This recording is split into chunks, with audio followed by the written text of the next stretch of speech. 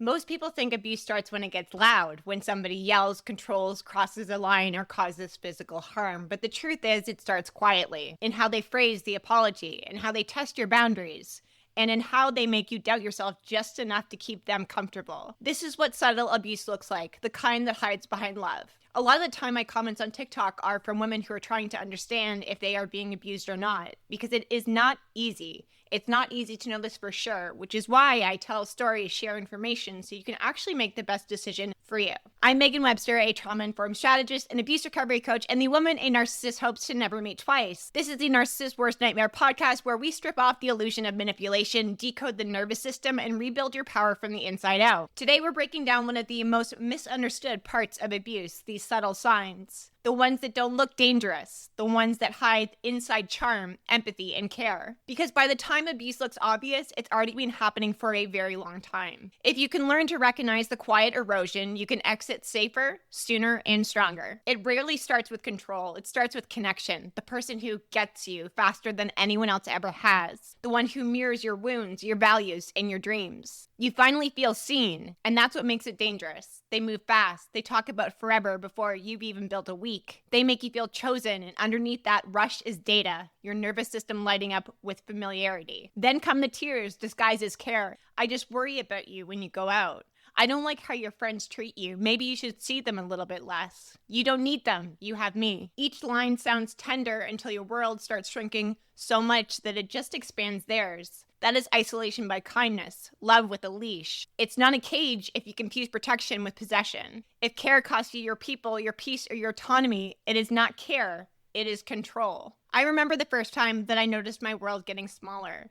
It did not come with red flags, it came with reassurance. He would say things to me like, I don't think that person is a healthy choice for you. You should focus on your sobriety, you should focus on Hunter. And I told myself that's what love was, right? Care, concern. But slowly, every conversation that we had came with conditions. If I didn't text back fast enough, there'd be tension.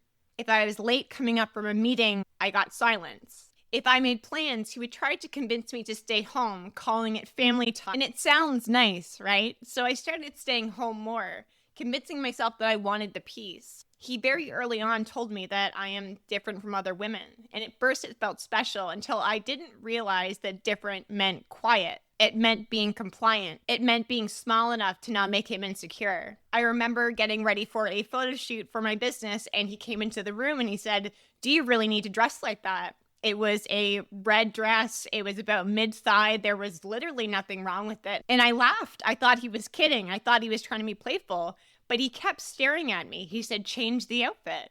I told myself it wasn't worth the fight. But when I looked in the mirror, I now was wearing a dress that I didn't love, and I felt like I couldn't really recognize myself.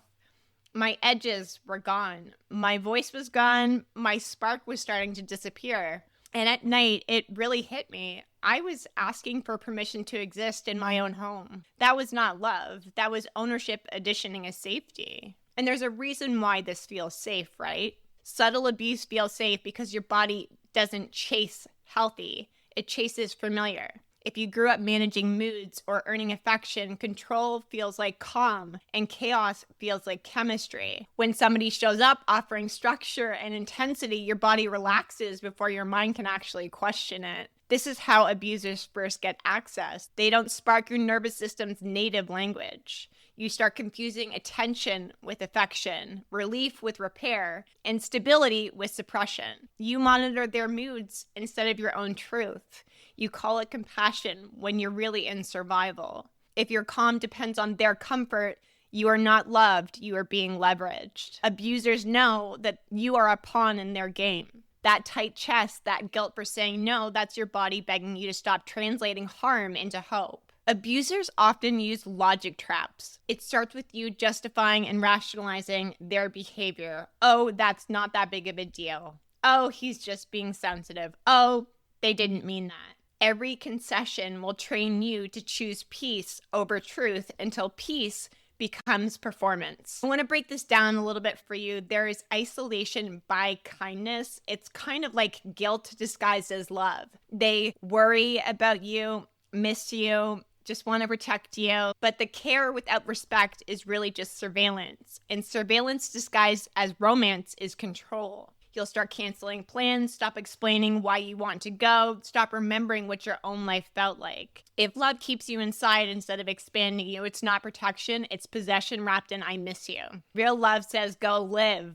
Control says, why do you need anybody but me? Apology as control. They are not sorry. They're strategic. Their tears are reset buttons for your nervous system. They hurt you, then they cry and tell you how broken they are. And suddenly, you're the comforter. You collect apologies like proof of progress, but there is no change, no action.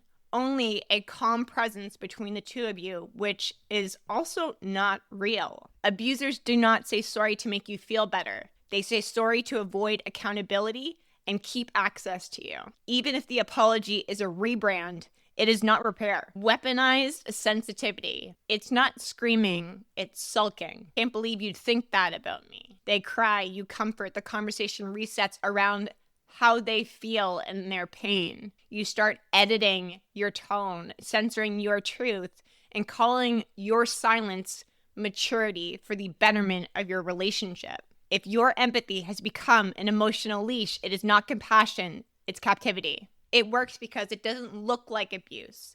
It looks like you are too much. By the time you wake up, you are fluent in their excuses and illiterate in your own boundaries. A lot of women judge themselves for not seeing abuse sooner. Here are the reasons why you miss the signs. Very simply put, you miss them because you were trained to. You were trained to call discomfort loyalty, to be understanding, to translate pain into purpose. Abusers do not pick naive women. They pick intelligent, capable paths, leaders, fixers, and they convert your power into fuel for comfort.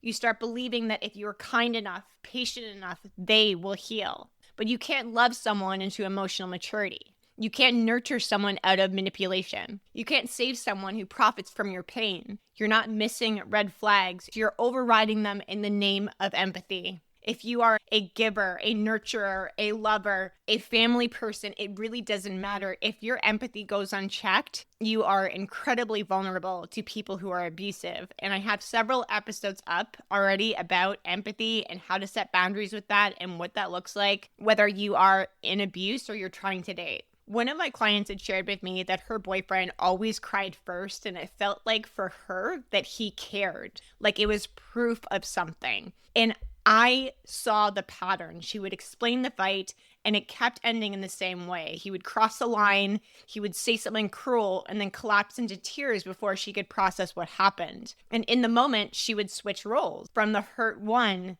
to the healer. She would comfort him, forgive him, and tell herself that anyone who cried like that must be sorry. But the behavior never changed. The apologies got prettier, and the guilt for her just got heavier. One night, she had messaged me after another argument, similar, same context. He had told her that she was selfish for setting a boundary. She said, "It didn't even make me angry this time. I just kind of went still." That's the shift. She doesn't fight, she doesn't defend, she doesn't justify, and she certainly doesn't beg. But she watched him perform his tears and his apology, and she felt nothing but clarity. He had called her cold. He said things like, "You've changed," trying to antagonize the situation. She said, "No, I just stopped confusing what you were doing with my truth." That was the night that she started to take her power back, with her silence, with guarded empathy, with discernment. She stopped trying to fix him and started believing herself. Awakenings like that don't come with fireworks. There's not a big bang. It ends up coming with fatigue.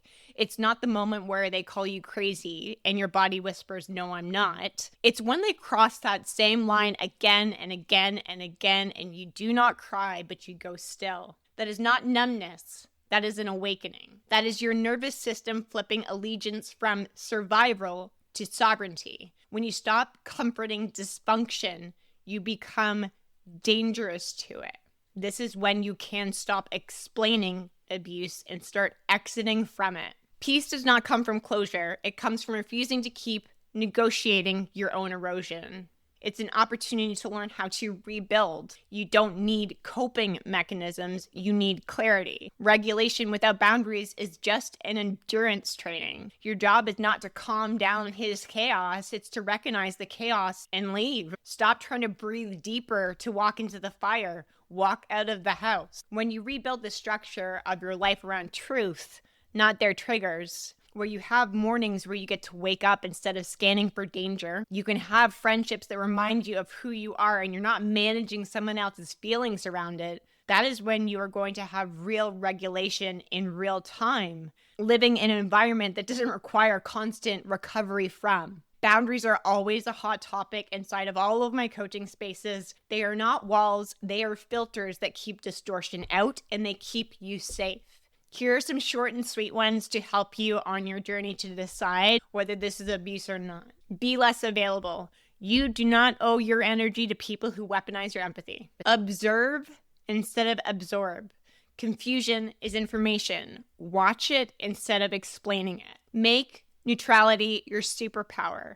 When they cannot trigger you, they lose access to your energy. And let your silence speak. You do not owe a paragraph, a lecture, a begging to prove that your boundary is valid. You need to decide to be done, that you have to prove your pain to somebody else in order for it to be real. You don't owe anybody a softer version of you to prove that you're healed. Power is not anger, it's your authority. It's walking into the same situation that used to break you and realizing you can leave without even explaining yourself.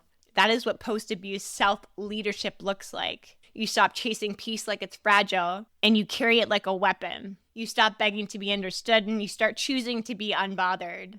The woman in healing doesn't fight for closure. She decides she's closed the door. If this hit home with you today, if you are experiencing some of these things in your relationship, I want you to know this. You don't owe anyone a gentle exit from your boundaries. You do not need more pain for proof of leaving. You don't need closure to rebuild your life after abuse. You need one singular decision that your peace is not final and it's certainly not negotiable. That's what the Reinvent, Rebuild, and Redeem membership is really built on. Not endless healing, but strategic recovery. Not waiting to feel ready, but learning to lead your life with your own unshakable self.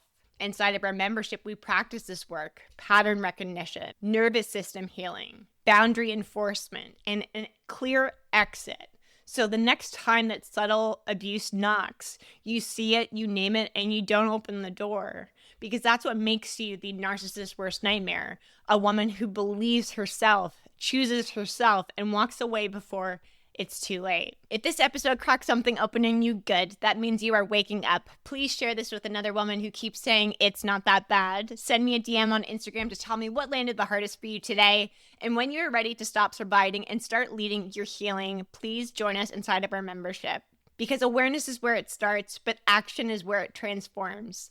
This is the Narcissist's Worst Nightmare podcast for women refusing to turn a blind eye to abuse and choose themselves and freedom first and foremost.